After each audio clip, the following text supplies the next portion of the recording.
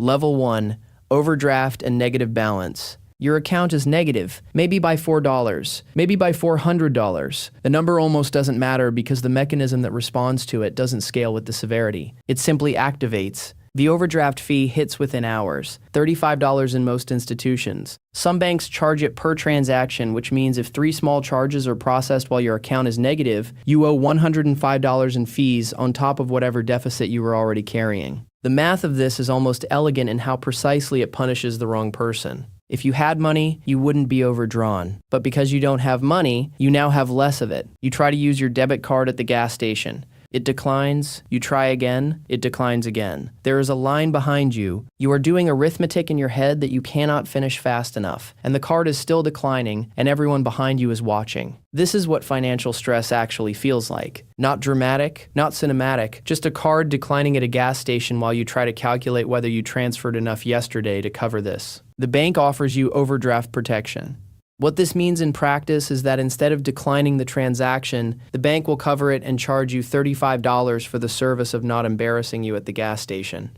Some banks have moved to smaller fees or eliminated them entirely under regulatory pressure. Most haven't. The ones that remain are disproportionately used by the people who can least afford them. Banks collected over $7 billion in overdraft fees in a single recent year. The majority of that came from a small percentage of accounts that were chronically overdrawn. The same people paying repeatedly for the privilege of being poor in a system that charges for it. You cannot get a credit card here. You cannot get a loan here. You cannot get flexibility or patience or a phone call from someone who wants to help. What you get is automated. A fee assessed by a system that does not know your name, does not know you were overdrawn because your paycheck was delayed by 2 days, and does not know that the $47 charge was a gym membership you forgot to cancel 6 months ago. The system knows one thing about you. Your balance is negative. Everything else follows from that. You are not a customer at this level. You are a cost the bank is trying to recover. Level 2. Low balance. You've pulled the account back from the negative. You have $200, sometimes $400, occasionally $600 before the rent goes out and it drops again. You are not overdrawn. You are something slightly better than overdrawn, which is to say you are in the category of accounts the bank services but does not particularly value.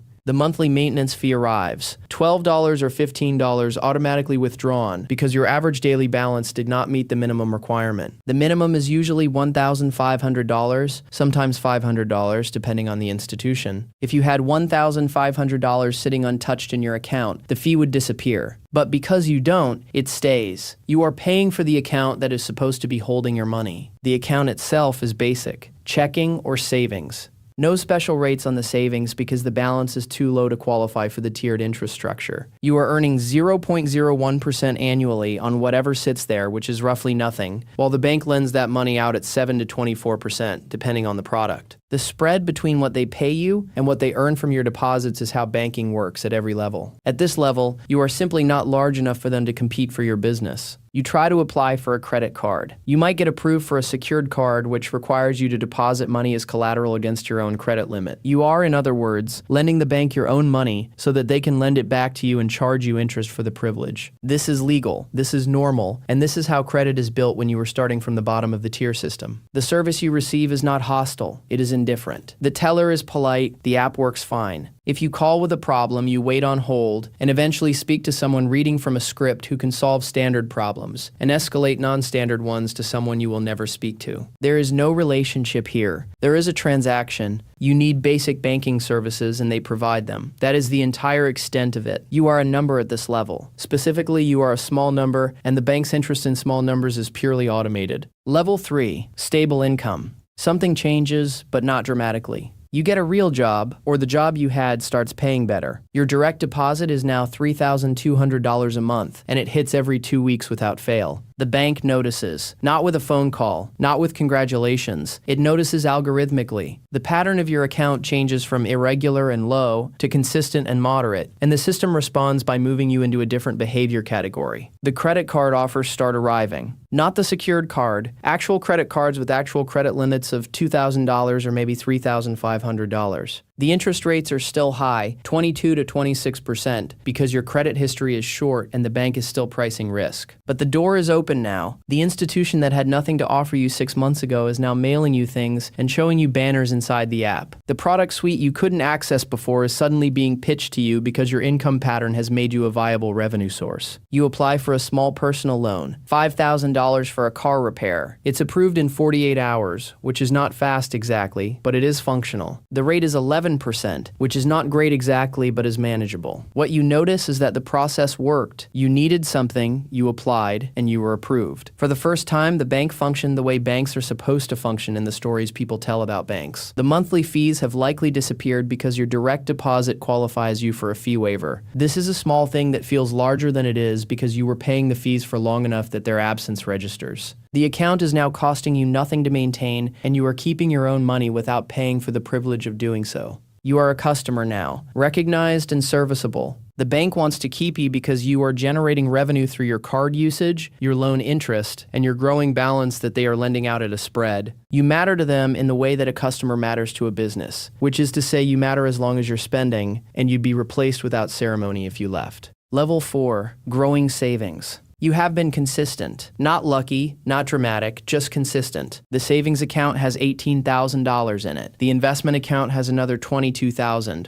The credit card gets paid off monthly, so the 24% interest rate is irrelevant because you never carry a balance. You have built through ordinary discipline over several ordinary years a financial profile that looks meaningfully different to a bank's risk models than it did 5 years ago. The credit limit increases start happening without you asking. You log into the app, and the limit has gone from $4,000 to $9,500, then to $14,000. The bank is extending you more rope because your history shows you don't need it. You pay on time, and you don't max out. You are a low-risk, high-engagement customer, and the bank responds to that profile by offering you more of what you've proven you can handle. The loan rates get better. When you buy a car this time, the rate the bank offers is 6.8% instead of 11%. Not because they like you more as a person, but because your credit score and your asset profile have shifted the risk calculation in your favor. The price of money is lower for you now because you have demonstrated that lending you money is safe. This is how wealth compounds through the banking system, even before the wealth is large. Better rates mean you pay less for the same things. Paying less for the same things means more capital stays in your hands. More capital in your hands builds faster than less capital does. The system begins to tilt in your favor, slowly and quietly, at the level of basis points and approval rates. You are becoming valuable to the institution, not precious, not a priority, but valuable in the sense that they would prefer to keep you and would offer slightly better terms to do so. If you walked into a branch and said you were considering moving your accounts, someone would likely attempt to retain you with an offer. That is a different experience from the automated indifference of level 2. It is not intimacy, but it is the beginning of leverage. Level 5, high savings and assets. Your combined assets are north of $150,000.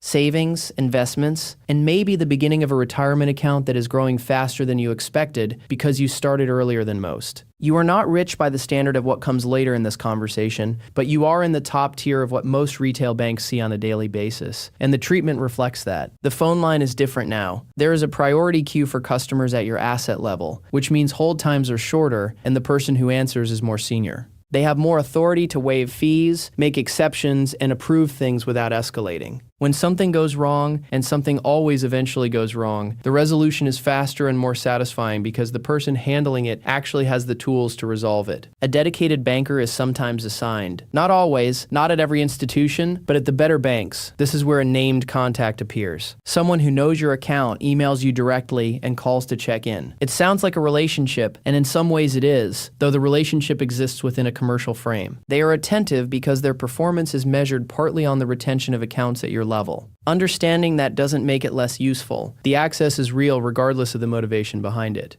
Pre-approved products start arriving. Mortgage pre-qualification, investment products, and premium credit cards with real rewards instead of the 1% cashback that lower-tier cards offer. The institution is beginning to compete for your future business, not just your current balance. They are thinking about what you might become and pricing their offerings accordingly. You are a preferred client now. Named, known, flagged in the system as someone worth protecting. Level 6. High net worth. The definition varies by institution, but generally begins somewhere between $500,000 and $1 million in investable assets. At this level, the bank stops being a place you visit and becomes a service that comes to you. Wealth management is offered, which is the packaged version of financial planning, investment advisory, tax coordination, and estate planning guidance wrapped into a single relationship. The quality varies significantly by institution and by the specific advisor assigned. Some are exceptional, some are expensive salespeople with good suits. You learn to tell the difference quickly because the difference costs money. The conversations change texture. You are no longer being sold consumer products, you are being consulted. Someone is asking about your goals, your timeline, your risk tolerance, and your family situation. The bank is trying to understand your full financial picture, not because they are altruistic, but because a full picture allows them to offer a broader range of products and capture more of your financial life under their umbrella. The motivation is commercial. The experience is personalized. Both things are true at the same time. Loan approvals move faster. The paperwork is lighter. The rates are better. When you call about a wire transfer that has gone sideways, or a fraud alert that has frozen an account you need access to immediately, the problem is resolved in the same conversation. No callbacks, no escalations, no scripts. Someone with actual authority handles it in real time because your account warrants that level of response. You are an asset to the bank now, not a customer. An asset. The language in the internal system is different. The protocols are different. The experience is different. And the distance between this and level 2 is not a matter of better service. It is a different institution operating inside the same building. Level 7. Very high net worth. Above $5 million in assets, the bank begins offering things that are not publicly advertised. Products that don't appear on the website, rates that aren't posted on any board, access to investments that are not available to retail customers because they require accredited investor status, minimum commitments or relationship history that most people don't have. The interest rate on your mortgage is lower than what anyone in level 3 would be offered. Not slightly lower, meaningfully lower, by enough over the life of a loan to amount to tens of thousands of dollars in difference. The bank competes aggressively for your mortgage because a borrower at your profile is almost no risk, and the relationship brings ancillary business across products they'd rather have than not. Your advisor at this level is not a generalist. They are a specialist, possibly a team of specialists, one handling investments, one handling tax strategy, and one handling estate and trust structures. They coordinate, they communicate. They meet with you quarterly in a room that doesn't look like the room where level 2 customers wait. The room has better chairs, and the conversation has different stakes. You get special treatment at this level. That phrase sounds simple. What it actually means is that the rules governing retail banking, the minimums, the waiting periods, the approval timelines, the fee structures, and the access restrictions apply differently to you. Not because the laws are different, because the bank's internal policies have discretion built in, and that discretion is exercised in favor of accounts that generate significant revenue. Level 8. Ultra wealthy.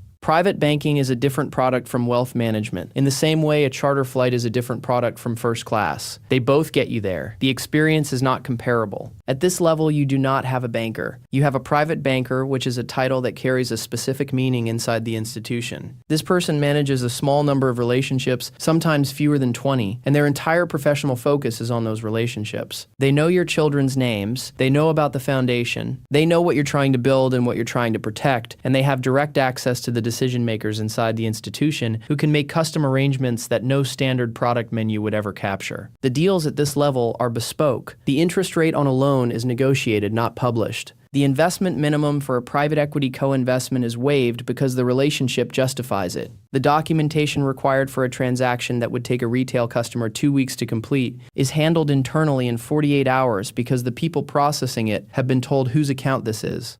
The rules become flexible. That sentence requires honesty about what it means and what it doesn't. Banks do not break laws for wealthy clients. What they do is exercise every legal degree of discretion available under their policies in favor of clients whose relationships are worth preserving. Fees that technically apply are routinely waived without being asked. Exceptions that require manager approval are approved before the manager is even formally consulted. The system that was automated and indifferent at level 1 is now human, attentive, and oriented toward yes. You are not a client at this level. You are a relationship. The institution's relationship with you is a named line item in someone's performance review. Losing you would matter to people whose careers depend on not losing you. That is a different kind of power than anything else in this conversation.